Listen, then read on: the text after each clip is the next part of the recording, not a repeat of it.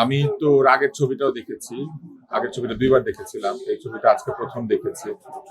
এই ছবিটা দেখার পর আমার মনে হয়েছে এই ছবিটার বোঝার অনেক জায়গা আছে। এই ছবিটা আসলে অনেকগুলি আ অনেকগুলি কথার একটা সমষ্টি।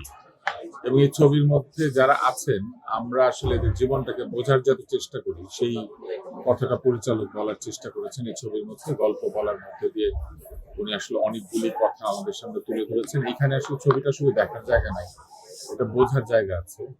ওই ছবিটার মধ্যে অনেক বেদনা আছে, অনেক অন্ধকার আছে, আবার অনেক আশার জায়গা আছে, আলো আছে। এবং এই ছবিটার মধ্যে বাংলাদেশ আছে, গরিব মানুষের জীবন আছে, প্রকৃতি আছে। ছবিটা আসলে এটা একটা দেখার ছবি এবং বোঝার ছবি।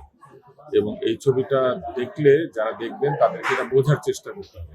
ছবি সাধারণত আমরা দেখার পরে কিছুক্ষণ পরে ভুলে যাই অথবা ছবির কিছু, কিছু অংশ মনে রাখি। কিন্তু এই ছবিটা একটা এক্সপেরিয়েন্স, এটা একটা অভিজ্ঞতা। আমার ছবিটা ভালো লেগেছে।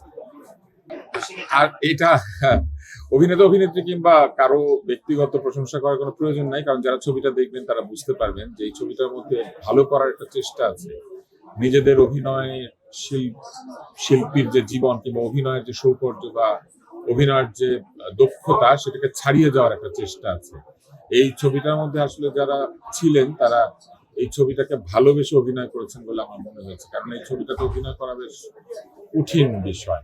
এই ছবিটার মধ্যে যারা ছিলেন তারা আসলে যথেষ্ট কষ্ট করেছেন অভিনয় করার জন্য এবং চেষ্টা করেছেন, পরিশ্রম করেছেন, নিজেকে পরিবর্তন করার চেষ্টা করেছেন। আমার কাছে এই বিষয়টা ভালো লেগেছে, কেননা আমরা আসলে ছবিকে শুধু ব্যবসা হিসেবে দেখি, কিন্তু এই ছবিটা আসলে ব্যবসা না, এটা শিল্প। এটা শিল্প হতে চেয়েছে এবং অনেকখানি শিল্প হতে পেরেছে।